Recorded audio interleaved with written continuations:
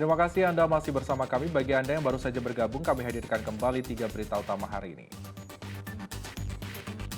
Polisi ringkus komplotan pembobol mesin ATM yang sudah 26 kali menguras isi mesin ATM Bank Sumsel di berbagai kota.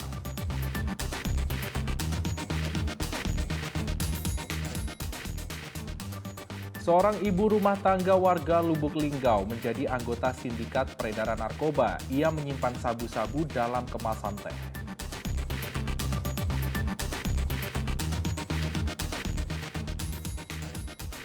Gajah-gajah liar merusak tanaman warga di Desa Talang Ubi, Kabupaten Pali. Kemunculan gajah-gajah ini mulai meresahkan warga.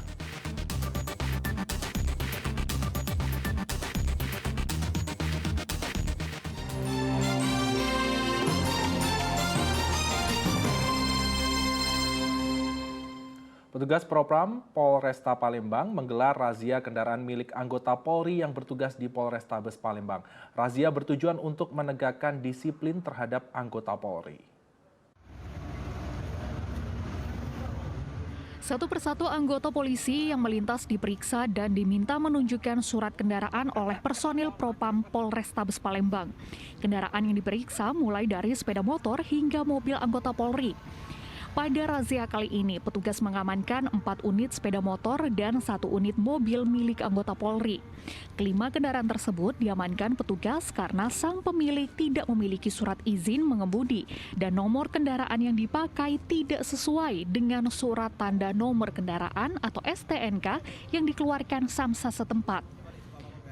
Sanksi yang kita tekankan kepada mereka yang pertama adalah untuk tidak mengulangi lagi dan memperbaiki kesalahannya. Yang SIM-nya mati wajib untuk dibuat dan kemudian hasilnya kita tunggu, termasuk yang plat tidak sesuai juga harus segera diganti.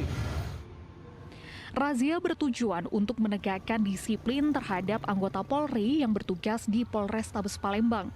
Mereka yang melakukan pelanggaran akan mendapatkan sanksi berupa teguran keras. Sedangkan kendaraan yang disita baru bisa diambil setelah pemiliknya melengkapi surat-surat kendaraan. Jika tidak, akan dilakukan penindakan sesuai dengan peraturan yang berlaku. Dedi Ruansyah melaporkan dari Kota Palembang. Puluhan hektar tanaman padi Desa Pematang Danau, Kabupaten Ogan, Komering Ulu Selatan diserang hama tikus. Akibat serangan hama tikus ini membuat produksi padi pun menjadi menurun. Hama tikus menyerang tanaman padi milik petani Desa Pematang Danau, Kecamatan Sindang Danau, Kabupaten Ogan, Komering Ulu Selatan. Sudah hampir sepekan ini, hama tikus merusak batang padi yang sudah siap untuk dipanen.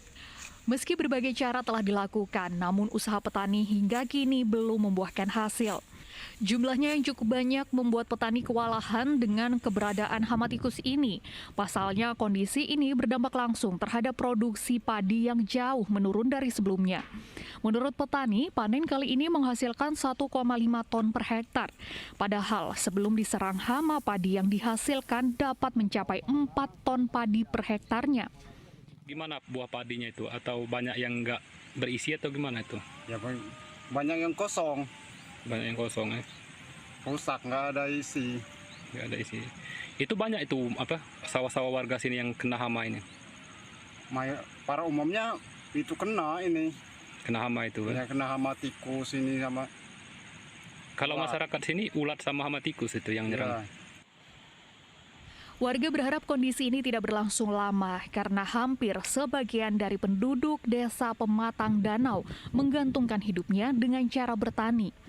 Petani pun kini hanya bisa pasrah sambil menunggu adanya bantuan dari pemerintah daerah setempat. Dedi Ruansyah melaporkan dari Kabupaten Ogan, Komering Ulu Selatan. Kawanan gajah liar memasuki pemukiman warga di Desa Talang Ubi, Kabupaten Pali, Sumatera Selatan. Gajah-gajah liar tersebut merusak tanaman warga untuk mencari makan. Kemunculan gajah-gajah sejak 3 hari terakhir ini mulai meresahkan warga. Tanaman ubi yang berada di area perkebunan ini tampak rusak. Hal ini terjadi setelah kawanan gajah liar memasuki pemukiman warga desa Talang Ubi, Kabupaten Pali. Setidaknya lebih dari 2 ekor gajah yang telah merusak kebun ubi, pisang, dan palawija milik warga untuk mencari makan. Diduga hewan berbadan besar itu hendak mencari makan karena sumber di habitatnya telah habis. Sejak 3 hari terakhir, kemunculan kawanan gajah liar ini mulai meresahkan warga. Terlebih hewan yang memiliki belalai itu muncul saat malam dan pagi hari sehingga dapat mengancam keselamatan warga. Warga memperkirakan kawanan gajah tersebut muncul dari kawasan tebing gajah yang berada di wilayah perbatasan Kabupaten Pali dan Muara Enim. Kurang lebih sudah 3 hari.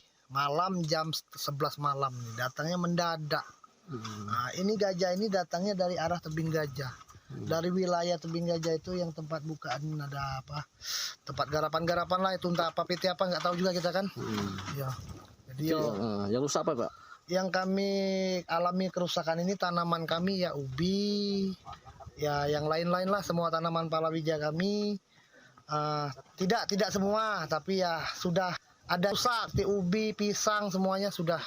Pikir pengaruh apa lagi? Nggak tahu, pastinya nggak tahu gajahnya itu. Pastinya nggak tahu berapa itu, tapi kayaknya bukan hanya satu. Banyak ya kawanan Banyak. ya. Apa yang dirusaknya, Pak? Ya cuma inilah pisang sama Lahan ubi kebun gitu inilah. Ya? Lahan Iya. kebun gitu. Pernah terjadi, Pak, sebelumnya ini, Pak? Pernah tahun kemarin. Tahun kemarin. Kemunculan gajah liar di daerah ini adalah untuk kedua kalinya karena sebelumnya di tahun 2021 lalu kebun warga pernah dirusak oleh kawanan gajah liar. Warga berharap pemerintah Kabupaten Pali segera mengambil langkah untuk mengevakuasi hewan yang terancam punah ini dari pemukiman warga. Dedi Ruansyah melaporkan dari Kabupaten Pali. Kita beralih ke informasi lain, latihan bersama Super Garuda Shield 2022 dimulai. Lokasi latihan Indo-Pasifik yang melibatkan tentara dari 13 negara dilakukan di Kabupaten Ogan, Komering Ulu Timur. 4.000 pasukan dilibatkan dalam latihan bersama ini.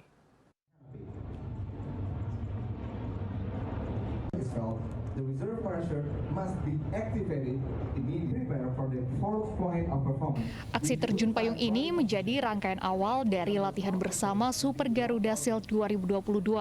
Latihan penerjunan ini diikuti Tentara Nasional Indonesia bersama Komando Indo-Pasifik atau Indo-PAKOM. Latihan bersama yang dibuka oleh Panglima TNI Jenderal Andika Perkasa ini digelar di Puslatpur Kodiklatat Batu Raja di Kabupaten Ogan Komering Ilir. Latihan yang digelar selama 14 hari ini mencakup latihan Angkatan Darat, Angkatan Udara, Angkatan Laut, dan Marinir. Latihan Garuda Shield 2022 ini berbeda dengan tahun-tahun sebelumnya karena melibatkan 13 negara. 13 negara tersebut diantaranya Amerika Serikat, Australia, Jepang, Singapura, Malaysia, Inggris, Papua Nugini, Timur Leste, India, Kanada, Prancis, Korea Selatan, dan Indonesia. Tadi yang ikut terjun adalah juga pasukan bela diri elemen daratnya yang juga ikut terjun. Kemudian dari Singapura juga mereka akan terlibat untuk latihan yang akan berjalan sampai dengan tanggal 14 Agustus. Selain di Puslatpur Kodiklatat Batu Raja, latihan bersama juga digelar di Dabo Singkep, Kepulauan Riau, daerah latihan Kodam 6 Mula Warman, Ambo Rawang, dan Bandara Sultan Mahmud Badarudin II Palembang. Latihan bersama yang melibatkan lebih dari 4.300 pasukan ini dirancang untuk memperkuat interoperabilitas, kemampuan, rasa saling percaya, dan kerjasama, serta menciptakan komunikasi interpersonal negara yang terlibat. Dedi Ruansyah melaporkan dari Kabupaten Ogan Komering Ulu Timur. Dan laporan tersebut mengakhiri berita Palembang hari ini. Saya Freddy Cahya berterima kasih atas perhatian dan kebersamaan Anda. Selamat beraktivitas dan sampai jumpa.